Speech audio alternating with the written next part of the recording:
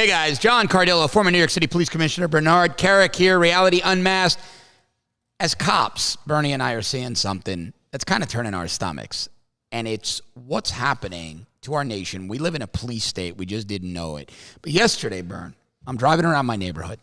And I don't blame, I won't even say the agency, because I don't blame the cops. These are young cops.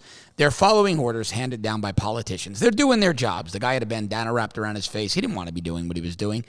But 3 women, older women, senior citizens, taking a walk, an exercise walk around my neighborhood, all in masks, no one else on the street, and a marked police SUV rolls up, and the guy gets out, and he tells the women they can't take a walk.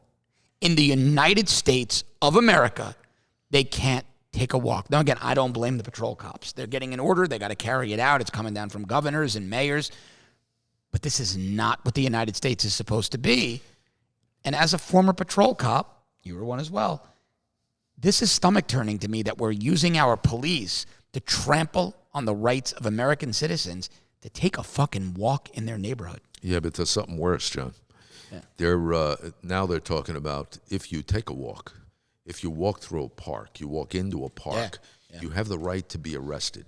So when you get arrested, for those of you that have never been arrested, when you do, they take you into a precinct, they fingerprint you, they do a bunch of pedigree information, they capture that, and then they throw you in a holding cell. A filthy, disgusting holding cell. These things are, porta potties at a construction site are more sanitary than these holding cells. And who's in the holding cell? Other people just like you.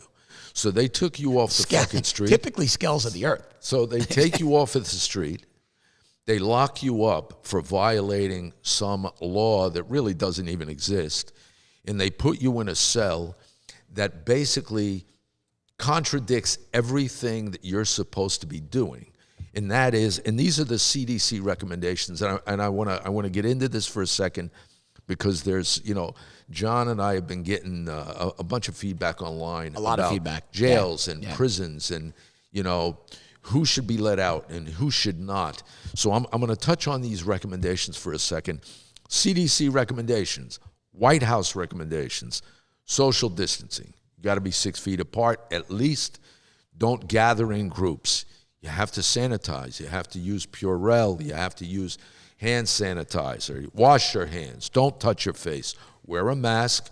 Wear gloves. Do everything in your power to stay away from everyone else.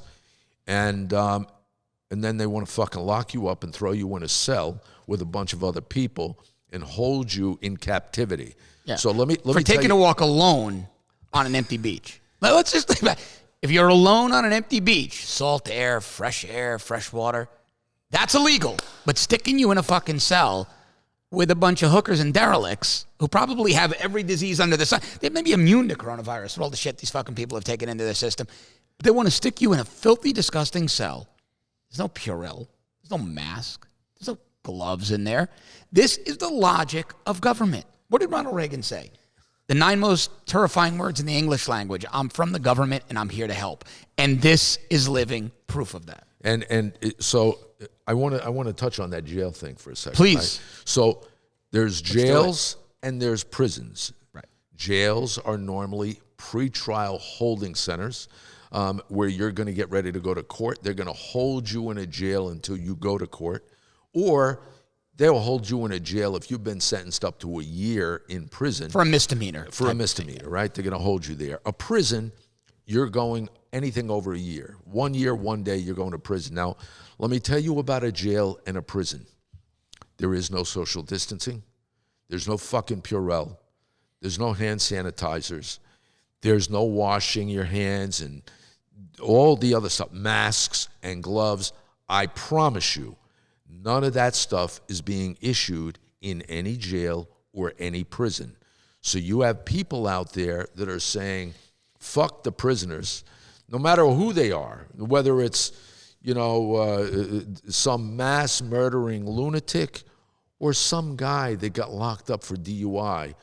Nobody gives a fuck about the people in prison. Well, guess what? These people in prison don't have the ability to social distance, clean themselves. You have people sitting in a dormitory, 50 people in a dorm. 50 people on top of each other. In the worst part But of let's this, go to that for 1 second, Bern, and not to interrupt you. In that dormitory environment, it's typically the people we talk about, the lowest level, non-violent, oftentimes white-collar or administrative violators. Bernie and I have talked about it. The business person whose company technically did something illegal for a month 10 years ago. The commercial fisherman who caught too many fish, but the rules changed while he was out at sea. The young Marine who inflated his salary on a mortgage application, but paid the mortgage every month. These are the people in those dormitory, low-security facilities. These should have been civil fines, not fucking death sentences. That's right. Regulatory issues, civil issues, administrative issues, things like that. But at the end of the day, anybody watching this, I have a problem with a government that tells you we're going to lock you up and put you in prison. Taking a fucking walk. For taking a fucking walk when prison contradicts every single thing that same government is telling us we should do. Yeah. The environment in prison. Somebody has to wise up and think about what they're doing. But to me, this is local politicians on ridiculously draconian, unconstitutional power trips. This, to me, is sheer insanity. I live in Fort Lauderdale. You've got the Fort Lauderdale Police Department being ordered. And again, I don't blame the cops. They're not... The police, when people get angry at the police, they're merely instruments of domestic policy. I know, John, but I'm going to tell you something, man. They should use some discretion. Right. Yeah, I'm with you. Here's my thing. You see sheriffs around the country right now. You have politicians out west, these left-wing liberal politicians creating these basically attacks on the Second Amendment, saying we're going to take everybody's guns. And you have sheriffs out there saying, fuck you, I am not going to take somebody's gun. Illegally. I'm not going to do that. But an elected sheriff tends to be, we see it. Elected sheriffs tend to be more conservative, and your appointed police chiefs in cities tend to be appointed by liberal administrations, and they toe that line to keep the job. I'm going to say it. Maybe Bernie won't want to go here because he's in that line of NYPD commissioners. But what Jim O'Neill, the previous commissioner, did, and Dermot Shea, the current one, are doing, the way they suck de Blasio's dick, I'm going to say it, at the expense of their cops. We've got a video of a New York City cop being punched in the fucking head trying to effect an arrest. The police commissioners aren't out there defending their guys. They get appointed. They get that power from a far-left administration. They don't buck that system. Look, I'm not going to... I don't want you to badmouth other commissioners. I can say it. I'm not badmouthing the I can say it. Here's what I will say. Here's what I will say. I want to know, where is the New York City Council this morning? Where's the New York City Council? Where is the mayor? Wearing Che Guevara fucking T-shirts, celebrating socialism. Why aren't they holding a fucking press conference today, calling for the community that basically sucker punched a cop yesterday? That's right. I think it was up in the Bronx. Yep. Sucker punched him from behind, wearing a mask. Where are those politicians? Why aren't they fucking screaming for the community to come forward and produce that kid that knocked out that cop? But why isn't the police commissioner demanding they do it? See, this is what bothers me. Well, listen, I don't know if he isn't. I don't know if he isn't. I don't know if he is. I would hope he does. I will tell you this. If I was the police commissioner, I would have shut that whole fucking block down. Shut it the fuck down. I would have sent 1,000 cops up there looking for this guy. This is bullshit. This kind of behavior has got to stop. But to go back to what we started, what we're talking about, you know what?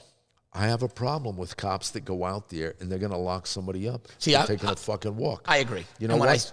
Give them a warning. Don't do anything. Laugh it off with your neighbor. This is my caveat. So I'm saying I don't blame the cops for following orders. However, you have discretion. You have discretion. I would never on patrol. I'm going to tell you guys. I worked in the South Bronx, the 4-6 precinct. It was a fucking war zone. Bernie remembers, early 90s, right? I pull a car over on the Grand Concourse for blowing a light at 2 o'clock in the morning. That guy's got a license, a registration, and insurance. I'm driving him out of the fucking neighborhood. He doesn't want to I would have blown that light. That's discretion. I'm not sitting at a light in the fucking ghetto to get jacked. It reminds me of when my son went to Newark years ago. My son's a detective in Newark, New Jersey. He goes to Newark. he used to call his friends to come down and see him. He was in ESU. Yep. He'd have a night. He's sitting in this the house.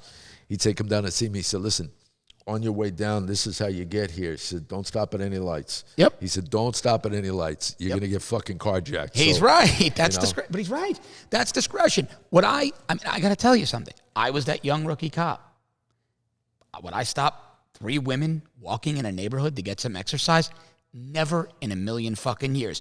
But you know what? It's also a different climate today. The cop doesn't do it. His chief finds out because the other old lady looking out the window complains. They get fired. There's no discretion exhibited by patrol cops anymore because there's really no discretion afforded them.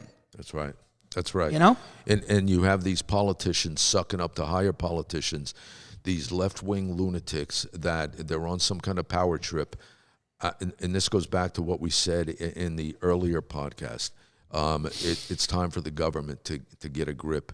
It's time for the American people to pay attention. Yeah. You've got, you know what? There's a Constitution. You have a bunch of time on your hands right now. I'd sit down. I'd read the fucking Constitution. I'd understand exactly what it means to live in a free society. You know what? Take this time to do that because we're seeing that Constitution being riddled, shredded to pieces by a bunch of statists, power-hungry, power-tripped Yeah. head cases, and I think it has to stop. You know what? Pay attention to what the CDC says. Do what you're supposed to do. We're going to get through this. We're going to get through it stronger. As somebody that lived through 9/11 and a bunch of other crises like this, I can tell you, we'll come out of this much stronger. But don't let the government destroy you in the meantime. And for the people out there that see no end to this, that you feel despair, you feel like, it's the end of the world, take my word for it. You're going to get through this. The one thing that concerns me, John, is that, the psychological impact on America. There are people out there. Great point. There are companies out there. They're not going to bounce back. They're not going to bounce back. I went to buy a couple of bottles of wine last night, and as I'm in the liquor store, a guy comes in. I know him. He's a bartender at a local place we go, nice restaurant bar, and he's been there a long time. Lives a couple of blocks away from me. Real good guy. And I said, "Hey, we miss you guys over there." And he says, "Man," he said, "they're telling us 2 more months." His employer, 2 more months. Now, this guy's probably late 20s, early 30s, has a young family, owns a home. Because this particular place, he bartends, but it's got a very strong local crowd, so they make very good money, the staff there. They've got a loyal crowd that comes in, very busy on the weekend. You can pull your boat up to the place. But that's a devastating death blow for a young guy who owns a home, who has a young child, whose family's just starting out and they're building a life. So he says, "Look, my wife works and her job is secure." He said, "And I've got some other things I do, carpentry, contracting, things like that." He said, "But without that income that's budgeted in, 2 more months." Yeah, but John, that's one guy. That's how one many? guy. But he's representative there are of tens of thousands. There's maybe probably more. hundreds of thousands. Maybe a million, of people maybe out there more. that don't have that. Right. They don't have that. A second income. A second income. They don't have an income, period. And I don't give a shit how many stimulus bills they have. It's not going to take care of these families. That's right. Even a $25,000 payment that they're talking about is going to go like that. If you've been out of work for 5 months, you've already spent it on mortgage and car payments and food, and it just right. It's gone. This is devastating, and I get it. I understand it, but you got to hold on. My fear is the psychological impact of this. We're going to see suicides. But let me ask you a tough question, Bird. I believe this. I believe that it's time for a little nonviolent civil unrest. I think that would be good for the psyche of the nation. I believe it's time for people to start organizing and marching on their mayor's offices, their governor's offices, on the U.S. Capitol, saying, "You know what? This is a country of the people, by the people, for the people. You're representatives. You're not fucking rulers. You've told us we have to stay in our homes. We're looking at science around the world saying, hey, maybe you made a mistake. You're doing this now at the barrel of government's gun and at the threat of incarceration. We're not fucking standing for it anymore. We're Americans. We're going to get out there. We're going to mobilize. You fucking work for us, politicians. Maybe it's time for you to stop your power trip shit and relax these regulations, because I'll tell you one thing. You start incarcerating fucking 50, 60, 70-year-old women for taking a walk around the block, you're going to fucking change the entire tenor of this country. And I think that civil unrest will cease being nonviolent. It's, I think it's coming. I think it's coming. So, do what you have to. Get your local leaders, your congressmen, your senators. Tell them to do their job. Yeah. Put this country first. Don't put their positions And first. I'm going to say one other thing. You're getting hit up. We all are. You're getting hit up with those campaign emails, those fundraising emails. Send them back a fucking email. Say, go fuck yourself. You're not getting a dime until you start representing me and my interests and stop acting like a statist. You want to motivate a politician? Politicians understand two forms of currency: a vote and money into their campaign coffers. You want to see them get motivated? Cut off their money and tell them you won't vote for them. And just remember this: you're going to get through this. You will get through it. No matter what. You will get through it. You're going to get through it. Hold on. Take care of your family. Do the best you can. You're going to get through this, and that's what counts. Let's give you an optimistic message for a second. I think you agree with me, though. So we've given you all our doom and gloom and go yell at your governor. But here's what I feel in my gut. I really do.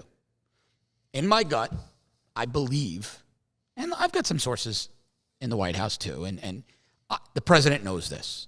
And I think the president every day is in line more and more with the things Bernie and I and other conservatives are talking about. I firmly believe he knows this. It's why you saw him the other day when they asked Fauci a question about hydroxychloroquine, and instead of letting Fauci go off on his doom and gloom, the president cut it off. And he said, you've asked him that 15 times, ask another question. Right. And they persisted, he wouldn't let him answer. So I think the president knows this. I think Bernie's right. I think we see hydroxychloroquine start to work, those floodgates open, and it not be able to be stopped, because it really looks like it's working with erythromycin, the Z-Pack. All right?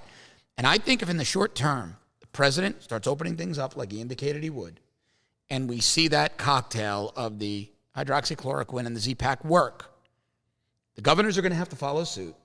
And if that all happens within the next 30 days, and it needs to start happening, can't start happening after 30 days, I think there's a very real possibility our markets rebound in July. We get back to normal, and we can actually spin things for the better, because people just got a glimpse of how easily your liberties can be taken. And I think if that plan can be executed, but it's going to take everybody speaking up. And when you get through this, when that happes, do you agree with me on that scenario? I totally agree. Yeah. But when that happens, I want you to take a second to take a step back, and remember what you just went through. Don't let it happen again. That's right. Don't let it happen again, because I foresee this as a test run. I foresee this as a test run by the socialists, by the people out there that wants to diminish your freedoms in every possible way. This was a fucking great test run. Couldn't agree more. Could not agree more. Yeah. It's time for the American people to step up, get through this, and don't forget what happened to you in the process. We're looking forward to talking to you the next Reality Unmasked. Stay tuned, and make sure you subscribe to the podcast. Thanks, guys.